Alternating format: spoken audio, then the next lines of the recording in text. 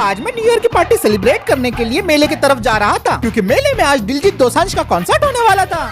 लेकिन मैं ऑलरेडी काफी लेट हो चुका था, जिसका रीजन था मेरे सिटी का वाहियात ट्रैफिक। ऊपर से हर 3 मिनट में एक सिग्नल मिल रहा था और सिर्फ 5 मिनट के अंदर कॉन्सर्ट शुरू होने वाला था। इसलिए मैं फुल रफ्तार से अपनी गाड़ी को भगाते हुए मेले की तरफ पहुंच जाता हूं। और वहां पहुंचने के बाद मुझे लग रहा था कि भाई आज तो मैं बहुत ही बड़े तरीके से अपना न्यू ईयर एंजॉय करने वाला हूँ कॉन्सर्ट में। लेकिन जब मैं एंट्रेंस के पास पहुंचता हूँ तो मुझे दिखाई देती है बीच रास्ते में एक गाड़ी खड़ी है। उसको देख के मैं तुरंत ब्रेक मार के अपनी गाड़ी रोक देता हूँ और जो बंदा रास्ते पे खड़ा था उसे मैं हॉर्न मार के अपने साइड से हटाने की कोशिश करने लगता हूँ। अबे साले कब से बोल रहा हूँ, फोन उठा, आज मुझे तुझसे पैसे लेने हैं। मैं लगातार हॉर्न मारे जा रहा था, लेकिन वो बंदा कोई रिस्पॉन्स ही नहीं दे रहा था। आज अगर इसने मेरा कॉल नहीं उठाया ना तो इसके घर में जाके गंदे गंदे गालियों से तमाशे करूंगा। मेरे पास पहले ही टाइम कम था और इस बंदे की वजह से मेरा टाइम और भी ज्यादा वेस्ट हो रहा था। फोन उठा।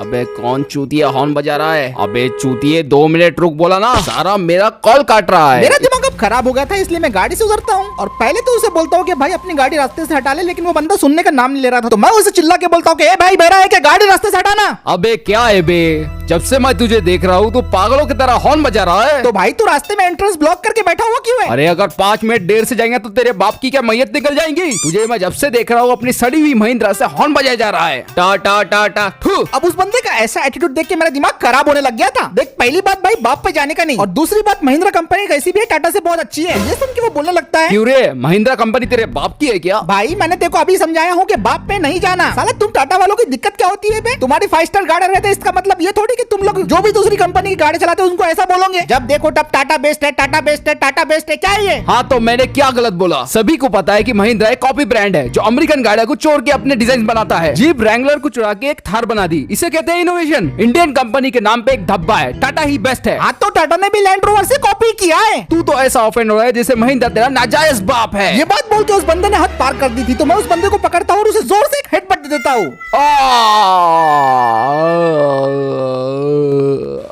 कुछ भी हो जाए मेरे बाप पे नहीं जाना। तो मेरा बाप भी टाटा में काम करता है। हाँ। अब हम दोनों के बीच में गुत्थम गुत्ता फाइट शुरू हो गई थी। मैं तो उसके ऊपर पंचेस बजाया जा रहा था। क्या रे सारे टाटा फैन बॉय,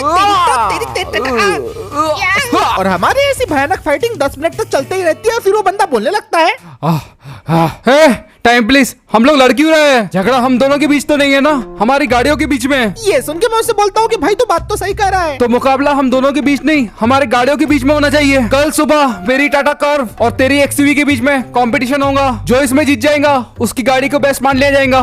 क्या बोलता है? मैं और उसको हरा चुका हूँ तो मुझे किसी भी कंपटीशन से डर नहीं लगता। ठीक है बेटा, वो कल देखे जाएगा। एयरपोर्ट पे आ जाना 9:15 बजे। अब इतना बोल के वो बंदा अपनी गाड़ी के अंदर बैठ जाता है और अपनी गाड़ी को स्टार्ट करके वहाँ से निकल पड़ता है। अब वो बंदा तो वहाँ से चला गया था, लेकिन इन सब के चक्कर में शाम से रात हो गई थी और मेरे दिलजीत दोसांझ वाले कॉन्सर्ट की एंट्री भी बंद हो चुकी थी। इस बंदे को तो मैं कल अच्छा सबक सिखाऊंगा अपनी महिंद्रा से, क्योंकि इसकी वजह से मेरा कॉन्सर्ट मिस हो गया। अब मैं भी अपनी गाड़ी के अंदर बैठ गया था और अपनी गाड़ी को घुमा के मैं मेले के अंदर से निकल पड़ता हूँ और ड्राइव करके मैं सीधा पहुंच जाता हूँ अपने घर पे। घर पे आने के बाद मैं अपनी गाड़ी को पार्क कर देता हूँ और फिर थोड़ा खाना खा के मैं सोने के लिए चले जाता हूँ। अब मैंने जैसा न्यू ईयर सोचा था वैसे तो मैं मना नहीं पाया, लेकिन जिस बंदे की वजह से ये सब कुछ हुआ है मैं उसे मजा जरूर चखाऊंगा। अब जैसे ही दूसरा दिन शुरू होता है मैं सुबह सुबह एयरपोर्ट पे पहुंच जाता हूँ और वहाँ पे पहुंचते बराबर ही चैलेंज शुरू हो जाता है। पहला चैलेंज था मूस टेस्ट। जिस बंदे की गाड़ी इन सारे के सारे कोन्स को पार कर लेंगी बिना आउट ऑफ कंट्रोल हुए, वो भी कम से कम टाइम में, वो इस राउंड को जीतने वाली थी। इस राउंड की शुरुआत तो मुझसे हुई थी और मानना पड़ेगा मेरी एक्सयूवी बहुत ही बढ़िया परफॉर्म कर रही थी, लेकिन सिर्फ गाड़ी के बढ़िया परफॉर्म करने से कुछ नहीं होने वाला था, क्योंकि मेरा यहाँ पे एक भी गलत मूव और मैं इस राउंड से डिस्क्वालीफाई हो जाता। मैं काफी संभाल के एक कोन को पार कर रहा था और कोशिश कर रहा था कि मैं किसी भी कोन से टच ना हो जाऊं। ऊपर से टाइम लिमिट सिर्फ 2 मिनट की थी। मुझे ये बात का भी ध्यान रखना होगा कि मुझे अपनी गाड़ी को इतना फास्ट भगाना है कि मैं टाइम लिमिट को मीट कर पाऊं। वो तो अच्छा हुआ क्योंकि ये महिंद्रा की नई वाली गाड़ी है, तो इसके अंदर ट्रैक्शन कंट्रोल और बॉडी स्टेबिलिटी कंट्रोल जैसे फीचर है, वरना मूस टेस्ट में मैंने कई गाड़ियों को फेल होते हुए देखा है। ऊपर से 50-60 की स्पीड में ऐसा लेफ्ट राइट करना काफी ज्यादा डेंजरस था। अब सिर्फ 1 मिनट और 20 सेकंड बाकी रह गए थे और मैंने अपनी थोड़ी और स्पीड बढ़ा दी थी और अब फिनिश लाइन भी नजदीकी थी और फाइनली 1 मिनट एंड 14 सेकंड पे मैंने फिनिश लाइन को क्रॉस कर लिया येलो वाली। और अब देखते हैं कि टाटा वाला क्या करता है। अब मेरी 10 साल की ड्राइविंग काम में आएगी, क्योंकि मैं 13 साल की उम्र से इंडिका चला रहा हूँ।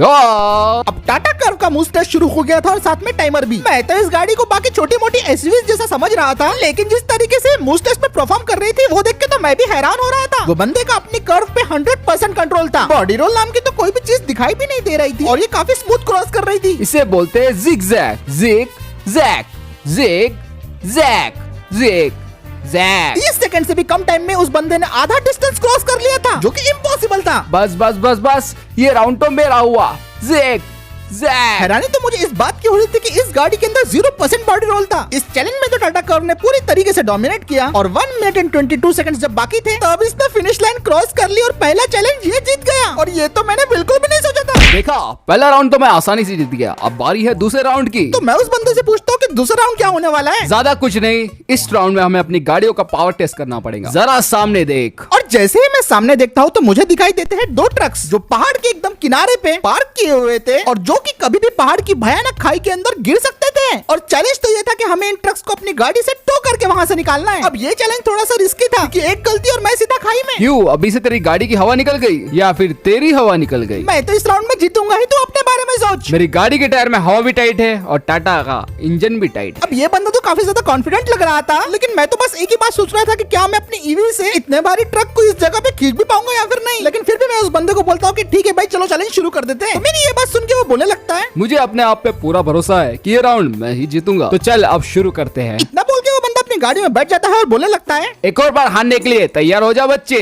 और इतना बोल के वो बंदा अपनी कार को स्टार्ट करता है और खाई की तरफ जाने लगता है जहाँ पे ट्रक्स खड़े हुए थे। फिर वो अपनी गाड़ी को घुमा के अपने टाटा के ट्रक के पास जाता है और फिर उसके बाद वो अपने टोइंग हुक को ट्रक से अटैच कर देता है। टाटा का इंजन कमाल दिखा। अब वो बंदा अपनी कार से ट्रक को खींचना शुरू कर देता है। अब क्योंकि एक पहाड़ की भयानक वाली ढलान थी तो पहले तो इसे ट्रक को खींचने में काफी ज्यादा मुश्किल हो रही थी, लेकिन फिर कुछ सेकंड बाद बंदा ने पता नहीं ऐसा क्या कर दिया, उसकी गाड़ी ने बड़ी ही आसानी से ट्रक को खींचना शुरू कर दिया। देखते ही देखते सिर्फ 10 सेकंड्स के अंदर अंदर उसने ट्रक को पहाड़ी से पूरी तरीके से खींच निकाला और ये काम तो इसने काफी ज्यादा आसानी से कर लिया था, वो भी सिर्फ 30 सेकंड में। देखा टाटा के इंजन का जलवा, अब तो तू हारने वाला है। और इस राउंड में भी इसकी गाड़ी ने काफी अच्छा परफॉर्म किया था। तो अब तेरी बारी। चलो अब हम भी देखते हैं कि महिंद्रा के इंजन में कितनी पावर है। अब भले ही इसके टाटा कर्व ने काफी अच्छा परफॉर्म किया हो, लेकिन मेरी XCV भी किसी से कम नहीं है। जब ये उरुस को हरा सकती है तो ये कर्व क्या चीज है। अब मैं भी अपनी गाड़ी के अंदर बैठ गया था और ट्रक के पास जाके मैंने भी अपनी गाड़ी को टोइंग हुक से ट्रक से अटैच कर दिया था और टाइमर शुरू होने के साथ ही मैं इस ट्रक को खींचना शुरू कर देता हूँ। मैं गाड़ी को फुल एक्सेलरेट कर चुका था, लेकिन ये ट्रक तो टस से बस होने का नाम नहीं ले रहा था। मेरी गाड़ी के टायर रेती और मिट्टी की वजह से बुरी तरीके से फिसल रहे थे और मेरी गाड़ी में इतनी ज्यादा पावर होने के बावजूद भी मैं इस गाड़ी को खींच नहीं पा रहा था। ऊपर से ये 17 टन का महिंद्रा का फ्यूरियो ट्रक था और अच्छा खासा ये भी ढलान में फिसल रहा था। फिर मुझे समझ में आया कि व्हील्स की तो जमीन पे ग्रिप ही नहीं बन पा रही है, इसलिए गाड़ी इतनी फिसल रही है। इसे तो काफी मुश्किल हो रही है, तू कहे तो टो मार दूं। लेकिन ये बंदा ज्यादा देर तक मेरा मजाक नहीं उड़ा पाया, क्योंकि पहले मैंने अपनी गाड़ी को स्लो करके ग्रिप बनाई और फिर उसके बाद मैंने पूरी ताकत से अपने ट्रक को खींचना शुरू कर दिया और फाइनली अब मेरी XCV का पावर भी दिखना शुरू हो गया था। रास्ता बड़ा ऊपर खाबर था, हर जगह मिट्टी ही मिट्टी थी, लेकिन उसके बावजूद मेरी XCV ट्रक को खींचने में पूरी तरीके से कामयाब हुई। मेरे XCV के टायर तो इतने ज्यादा स्लिप हो रहे थे, मैंने फैसला कर लिया था कि मैं सबसे पहले जाके इसका टायर से चेंज करूंगा और फाइनली बड़ी कोशिश करने के बाद मैंने इस चैलेंज को कंप्लीट कर लिया। कुछ भी कहो, इसके इंजन में दम तो है, थोड़ा सा होशियार रहना होगा। अब ये राउंड पूरा होने के बाद मैं उस बंदे के पास जाता हूँ और वो बंदा मुझे बोलने लगता है, चले इंजन ने कमाल तो बता दिया, पर मेरे टाटा के इंजन के ऐसा बिल्कुल नहीं। चाहे कुछ भी हो, मैंने राउंड कंप्लीट तो कर लिया ना, हमारे बीच में टाई हुआ है। तू टाई तो हुआ है पर तू मैच नहीं जीता है, ये बात अपने खोपड़ी में बिठा ले। तो इसका मतलब तो यही है कि अगला गेम फैसला करेंगे कि कौन हारने वाला है और कौन जीतने वाला है। अगला गेम ऐसा है जिससे तेरी पैंट की हवा टाइट हो जाएगी। तो ये सुन के मैं उसे बोलने लगता हूँ कि भाई गेम कितना ही मुश्किल क्यों ना हो, उसे पूरा करने की हिम्मत मैं रखता हूँ। वो तुझे जल्दी पता चल जाएगा, चल अब मेरे साथ। और इसके बाद वो बंदा मुझे उस जगह पे लेके आ जाता है जहाँ पे फाइनल राउंड होने वाला था। देख, ये रहा हमारा अगला गेम, जो है हमारा फाइनल राउंड। अब इस फाइनल राउंड में हमें एक ट्रैक को पार करना था जो कि कुछ ऐसा था। सबसे पहले तो हमें रैंप पे चढ़ना था, उसके बाद इस ढेर सारे लकड़ियों के गट्ठों को पार करना था, जिसके बाद काफी सारे कंटेनर्स के ऊपर से हमें अपनी गाड़ियों को भगाना था, साथ ही पत्थरों को क्रॉस करके और आग के दरिया में कूद के जाने के बाद फाइनली हमें फिनिश लाइन मिलने वाली थी। और सबसे बड़ी बात तो ये कि पूरे के पूरे चैलेंज को लगभग हमें 1.5 मिनट के अंदर ही क्रॉस करना था। और इसे देख के मैं सोचने लगा कि मैं सच में इसे पार भी कर पाऊंगा या फिर नहीं। मैंने कहा था ना, इसे देख के तेरी फट के हाथ में आ जाएंगी। अरे ऐसी कोई बात नहीं है भाई, अगर तुझे डर लग रहा है तो अभी इधर से भाग जा। भागना है तो तू यहाँ से भाग जा, मैं नहीं भागने वाला। तो चल राउंड शुरू करते हैं, पर उससे पहले एक बात जान ले, ये राउंड जो जीतेगा वो ही अल्टीमेट किंग कहलाएगा और जो हारेगा वो सड़ा हुआ बासी अंडा रहेगा और तुझे मुझसे माफी भी मांगनी पड़ेगी। ठीक है भाई, मैं समझ गया। तो ठीक है, लेट्स गो। ये राउंड तो मेरा है, मेरे 15 साल का एक्सपीरियंस आज काम आएगा। टाटा लोहा, देश का लोहा, चलो। तो फाइनल राउंड अब शुरू हो चुका था और सबसे पहले कर्व की बारी थी। रैंप पे तो कर्व काफी ज्यादा आसानी से चढ़ गई थी, लेकिन लकड़ी के कट्टे आने के बाद उस बंदे की गाड़ी पूरी तरीके से ऊपर नीचे हिलने लगी। दिखने में जितना आसान था, पार करने में उतना ही मुश्किल। हैंडल कुछ ज्यादा ही वॉबल कर रहा है। जब लग रहा था कि उस बंदे ने लकड़ी के कट्टों को पार कर लिया, तभी कंटेनर्स की वजह से वहाँ पे गाड़ी रुक जाती है उसकी। अरे यार, टाइम बीत रहा है। वो बंदा 1 से 2 बार अपनी पूरी कोशिश करता है और उसकी फाइनली कर वहाँ से निकल जाती है और अब वो कंटेनर्स के ऊपर आ गई थी। कंटेनर्स को पार करना काफी इजी था, लेकिन इनके बीच में जो गैप थी उसके अंदर गाड़ी के चक्के को गिरने से बचाना जरूरी था। फाइनली वो कर्व वाला बंदा सारे के सारे कंटेनर्स को पार तो कर लेता है, लेकिन रैम से नीचे जाने के बाद उसकी कर्व पत्थरों में फंस जाती है। वो बंदा अपनी गाड़ी को रिवर्स लेके वहाँ से निकलने की पूरी कोशिश करता है, लेकिन कर्व बुरी तरीके से फंस गई थी। ओ शैट, ये पत्थर नहीं, मेरा बम्पर। आओ, ये तो फंस भी रही है। एक फ्रंट व्हील ड्राइव एसयूवी होने की वजह से ये बार बार पत्थरों में फंस जा रही थी और इसके निकलने के कोई चांसेस नहीं लग रहे थे। और जब मुझे लग रहा था कि ये गाड़ी इस चैलेंज को कंप्लीट नहीं कर पाएंगी, तभी कार वाले ने अपने चक्कों को किसी तरह घुमाया और बराबर गाड़ी को बैलेंस करते हुए उसने सारे के सारे पत्थरों को एक एक करके क्रॉस कर लिया। और पत्थरों को क्रॉस करने के बाद आग के दरिया में कूद के जाना था, जो कि बहुत आसान था। टाटा कार इस चैलेंज को कंप्लीट करने में पूरी तरीके से कामयाब रही थी। मैंने कर दिखाया।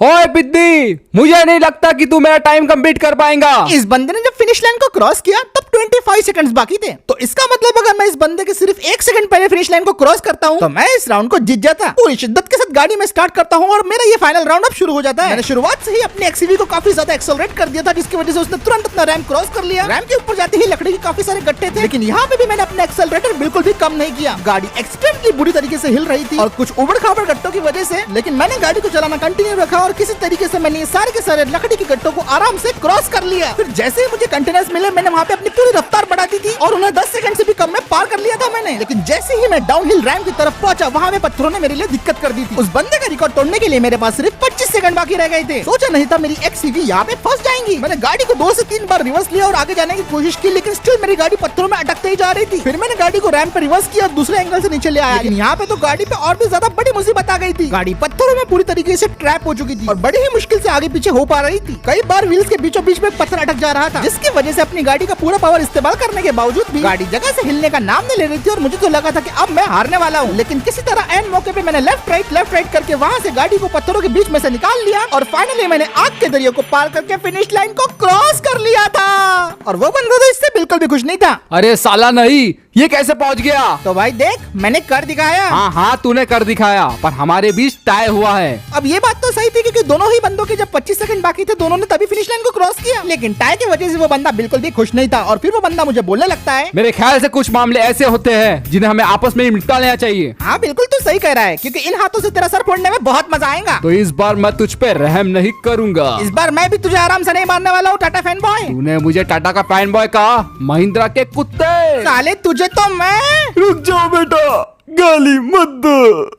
ये आवाज सुनकर जैसे ही मैं पीछे मुड़ता हूँ तो मुझे एक अंकल दिखाई देते हैं जो कि बोल रहे थे, बेटा मैं तुम्हें जब से देख रहा हूँ तुम लोग आपस में झगड़े जा रहे हो, क्या मैं पूछ सकता हूँ इसकी वजह क्या है? अंकल आप कुछ नहीं जानते, इस बंदे ने पता है क्या कहा कि महिंद्रा मेरा नाजायज बाप है, ऊपर से इसने महिंद्रा गाड़ियों को गालियां दी। तो इसमें गलत क्या है? महिंद्रा की गाड़ियाँ बकवास होती है, टाटा ही बेस्ट है। अरे चल, महिंद्रा बेस्ट है। मैंने कहा ना टाटा बेस्ट है। बस करो तुम दोनों ब्रांड्स हमारे देश के हैं, हमें दोनों ब्रांड्स की एक बराबर इज्जत करनी चाहिए। बाकी पड़ोसी मुल्कों में देखो, जहाँ हमारे इंडियन ब्रांड्स नहीं है, वहाँ पे ऑल्टो भी 10 लाख की मिलती है। क्या बात कर रहे हो आप? ये तो लूट मचा रखी है। हमारे इंडियन ब्रांड्स ही है जिनके वजह से तुम मानो या ना मानो, हमारे हर इंडियन के पास एक क्वालिटी और फीचर वाली गाड़ी जा रही है, वो भी एक अफोर्डेबल बजट में। वरना पड़ोसी देशों में आज तक CD 100 चल रही है बाइक के नाम पे। अगर ये नहीं होते तो आज हम कहाँ होते? क्रिटिसाइज करो पर अपने ब्रांड को सपोर्ट भी करो। अब अंकल जी की ये सारी बातें सुन के हमें समझ में आ गया था कि हम लोग कितनी बड़ी गलती कर रहे हैं। अंकल मैं आपकी सारी बातें समझ गया, आज से हम झगड़ा नहीं करेंगे। मैं भी माफी मांगता हूँ अंकल, आइंदा से मैं भी किसी ब्रांड को बुरा नहीं बोलूंगा। मुझे खुशी है कि तुम्हें ये बात समझ में आ गई, ऐसे ही अपने ब्रांड को सपोर्ट करते रहो। वैसे अंकल आपके पास कौन सी गाड़ी है? अरे बेटा मैं तो MG हेक्टर इस्तेमाल करता हूँ, काफी बढ़िया गाड़ी है वो। क्या कहा MG की हेक्टर? अरे अंकल जी आपने हमें भी कुछ ज्ञान दिया था, अब हम आपको रिटर्न में कुछ ज्ञान देना चाहते हैं। अरे बेटा तुम ये अपनी कार से डंडा क्यों निकाल रहे हो? तुम मेरे पास क्यों ला रहे हो? बच्चों बेटा डंडा क्यों मार रहे हो? मैंने क्या किया? तो इसी के साथ दोस्तों आज का वीडियो यहीं पे खत्म करते हैं। वीडियो पसंद आया तो लाइक शेयर सब्सक्राइब जरूर कर देना और मैं मिलता हूँ आपसे अगली वीडियो में।